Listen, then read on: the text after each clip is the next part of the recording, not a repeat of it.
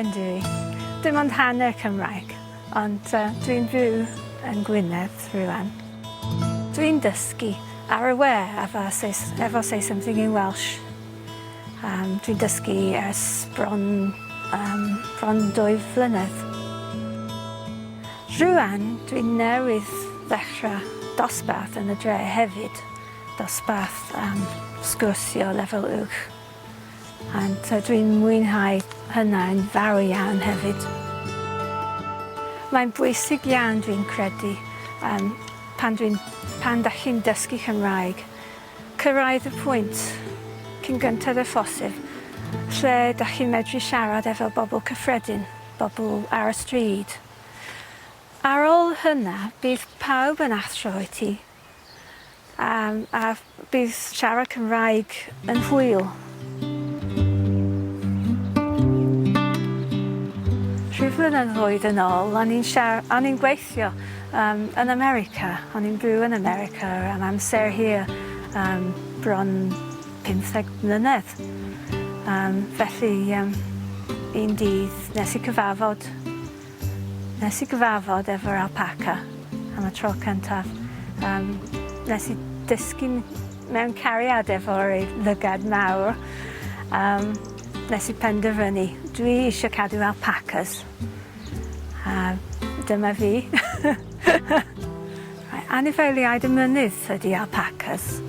Felly maen nhw'n hapus iawn yma yn Eryri ar y mynyddoedd. Mae'r alpacas yn dod o De America yn wreiddiol.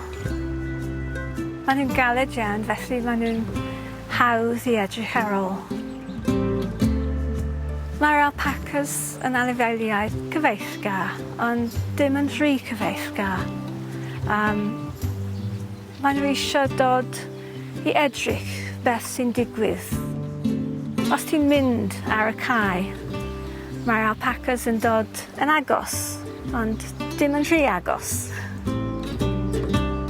Da ni'n cynefio nhw bob blwyddyn, unwaith y blwyddyn. Dwi anfon y fleece i'r felyn. Pan dwi'n cael y wlan yn ôl, dwi'n werthu pelau yn y siop yn y dre. Dwi'n gwneud pob math o bethau yn fy stafell gwau efo'r periant gwau. Mae'r periant yn eitha hen. Roedd y periant yn high-tech yn y 80au, ond mae hi'n gweithio a dwi'n mwynhau gwneud hynna. Mae gan yr alpaca llygad mawr, llygad hyfryd, ac hefyd y fleece, wrth gwrs. Mae'r fleece yn meddal iawn fel cashmere ac yn werth fawr mawr hefyd. Mae'r plan cynllun ydy'r tyfu yr alpaca herd hyd at efallu 100 o anifeiliaid. Dyma digon i ni. Dwi wrth fy modd yn fyw yma. Dwi'n edrych allan o'r ffenest bob bore.